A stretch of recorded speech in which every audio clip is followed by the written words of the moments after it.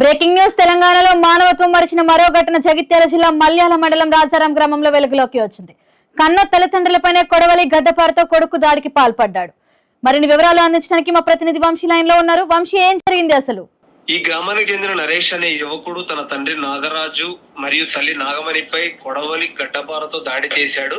ఈ భూమి వివాదం పరస్పరం విభేదాలు తీవ్రంగా రావడంతో నరేష్ తల్లిదండ్రులపై ఆగ్రహంతో దాడి చేసినట్టు స్థానికులు చెప్తున్నారు. వేణుగోపాల్ గారు బాధితుల ఆరోగ్య పరిస్థితి ఇప్పుడు ఎలా ఉంది? వాళ్ళకి గాయాలు తీవ్రంగా ఎక్కువగా ఉంది. తండ్రి నాగరాజు తలకు బలమైన గాయాలు తగిలాయి. తల్లి నాగమణికి చేతులు, ముఖము గాయాలయ్యాయి. వీరిద్దరు ప్రస్తుతం హాస్పిటల్లో ఉన్నారు. దంపతులపై అంటే దంపతులపై దాడి చేయడం గ్రామస్తులు కూడా తీవ్రంగా స్పందిస్తున్నారు. ఎందుకంటే తల్లిదండ్రులు చంపుకునే అంత వ్యవస్థలో మనం ఉంటున్నామా, ఒక గ్రామంలో ఉంటున్నామా అన్నట్టుగా అందరూ ఆలోచిస్తున్నారు. విచారణ ఎలా కొనసాగుతోంది వంశీ? పోలీసుల దృష్టికి ఏమైనా వస్తున్నాయా? పోలీసులు సంఘటన స్థలానికి చేరుకొని పరిస్థితిని పరిశీలించి తల్లిదండ్రులు స్థానిక ప్రాథమిక సమాచారం స్వీకరించి నరేష్ పై కేసు నమోదు చేశారు. ఈ భూమి వివాదానికి సంబంధించిన దస్తావేజులు, కుటుంబ సభ్యులు వాదనలు అన్ని పరిశీలిస్తున్నారు. త్వరలో నరేష్ అరెస్ట్ చేసే అవకాశం ఉందని పోలీసులు వర్గాలు పేర్కొన్నాయి. ఇలాంటి ఘటనలు గ్రామీణ ప్రాంతాల్లో ఎందుకు జరుగుతున్నాయి? ఏమైనా ప్రజల చైతన్యం కనిపిస్తుందా? ఎస్ మౌనిక, ఖచ్చితంగా తల్లిదండ్రుల పట్ల కానీ ఎలాంటి విషయాల్లో కూడా మనం ఖచ్చితంగా ఓర్తించాలి. ఎందుకంటే వాళ్ళు లేనప్పుడు మనం కూడా లేము.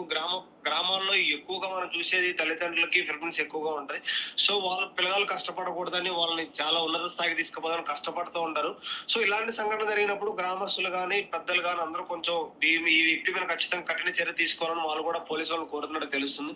సో అందరూ గుర్తుపెట్టుకోవాల్సిన విషయం ఏంటంటే పల్లెటూరులో తల్లిదండ్రులు ఉన్న విషయాలు అంటే వాళ్ళు ఏం చేసినా కూడా ఒక తనకు కొడుకు కోసం చేస్తారు ఈ విషయాలన్నీ.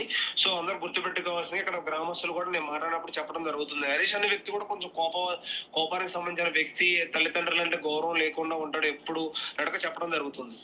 రైట్ వంశీ, ఇలాంటి ఘటనలు మన సమాజాన్ని తీవ్రంగా కలిచివేస్తున్నాయి. తల్లిదండ్రులను సంరక్షించాల్సిన బాధ్యత మన ప్రతి ఒక్కరికి ఉంది. భూ వివాదాలు, ఆస్తుల అంశాల్లో చట్టబద్ధంగా సంయమనం పాటిస్తూ పరిష్కారం కనుగొనాలి గాని హింసతో కాదు. ఇలాంటి విషాదకర సంఘటన మరెప్పుడు పునరావృతం కాకుండా ప్రతి ఒక్కరూ జాగ్రత్తగా ఉండాలి. మరిన్ని వివరాల కోసం చూస్తూనే ఉండండి కైసర్ న్యూస్ తెలుగు.